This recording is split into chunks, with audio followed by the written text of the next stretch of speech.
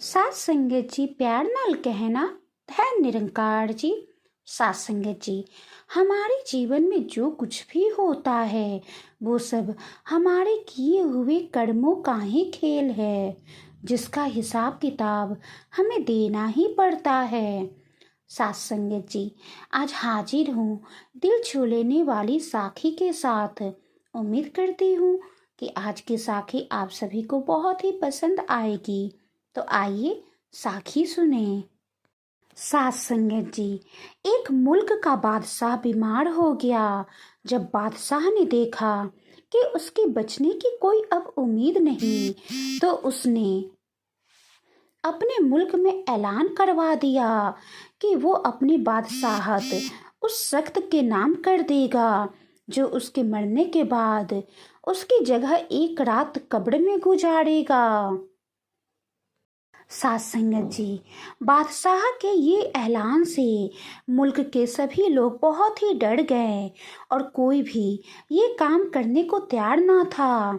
इसी दौरान एक कुम्हार, जिसने अपनी सारी जिंदगी में कुछ भी जमा न किया था, उसके पास सिवाय एक गधे के और कुछ भी ना था। उसने सोचा कि अगर वो ऐसा कर ले तो बादशाह बन सकता है और हिसाब किताब में क्या जवाब देना पड़ेगा। सात संगत जी, क्योंकि उसके पास था ही क्या, सिर्फ एक गधा, और उसने ऐलान कर दिया कि वो एक रात बादशाह की जगह कब्र में गुजारेगा। बादशाह के किए हुए ऐलान को वो मानने के लिए तैयार हो गया। बादशाह के मरने के बाद लोगों ने बादशाह की कब्र तैयार की और वादे के मुताबिक कुम्हार खुशी खुशी इसमें जाकर लेट गया और लोगों ने कब्र को बंद कर दिया। कुछ वक्त गुजरने के बाद फरिश्ते आए और उसको कहा, उठो अपना हिसाब दो।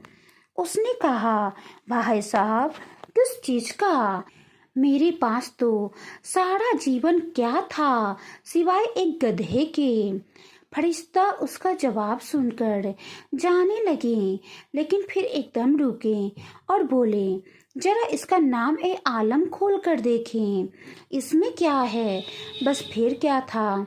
सबसे पहले उन्होंने पूछा कि हाँ भाई, एक दिन तुमने अपने गधे को एक वक्त भूखा रखा था।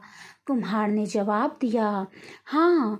इस जवाब पर फरिश्ते ने हुक्म किया कि कुम्हार को 100 कोड़े मारे जाएं।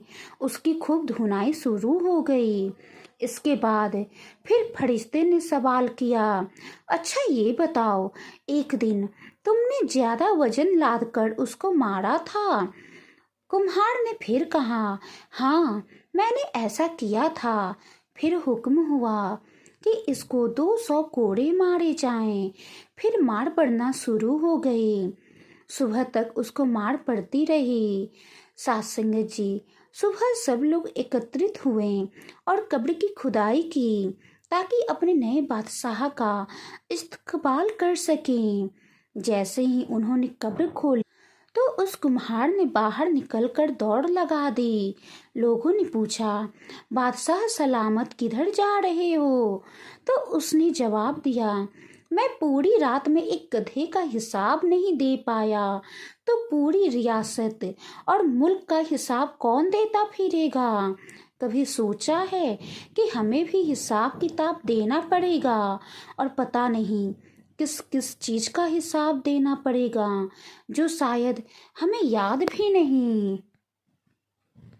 सात संगत जी, हमारे जीवन में जो कुछ भी होता है वो सब हमारे किए हुए कर्मों का फल ही है, क्योंकि हर एक चीज का हिसाब किताब हमें उस परमात्मा के आगे देना पड़ता है। इसीलिए सात संगत जी, समय रहते ही हम अपने गुरु के मुताबिक सेवा, सिमरन, सत्संग, परमात्मा की इबादत कर लें, ताकि हमारे कर्मों का हिसाब किताब ही यही खत्म हो जाए और हमारे साथ सिर्फ और सिर्फ नेक कर्म रह जाएं। क्योंकि साथ संगत जी, हर कर्मों का लेखा जोखा होता है, हर कर्म का हिसाब किताब होता है। कई बार ऐसा होता है कि हमें अपने किए हुए कर्म याद नहीं रहते हैं, और जब उसका फल मिलता है, जब उसका हिसाब किताब होता है, तब हम यही परमात्मा से कहते हैं, हे प्रभु, किस कर्म का फल मुझे ये मिल रहा है? ऐसा क्या कर दिया है मैंने? ऐसा कौन सा कर्म कर दिया है मैंने जो मुझे भुगतना पड़ रहा है? लेकिन साथ संगत जी, जीवन तो एक चक्रव्यूह है। जो हम करेंगे वही पाएंगे। जैसा कर्म करेंगे वैसा फल पाएंगे। इसीलिए सतगुरु के दिखाए हुए रास्ते पर चले, नेक कर्म करे, सेवा सिमरन सत्संग करके अपने जीवन को लोक सुखी परलोक सुहेला बनाएं। साथ संगत जी, वाणी में कोई गलती हो गई हो तो बख्श लेना आज ही। आज की साखी कैसी लगी कमेंट बॉक्स में अपनी राय जरूर बताइएगा, और साखी को लाइक करना ना भूलें। प्यार से कहना, धन निरंकार जी।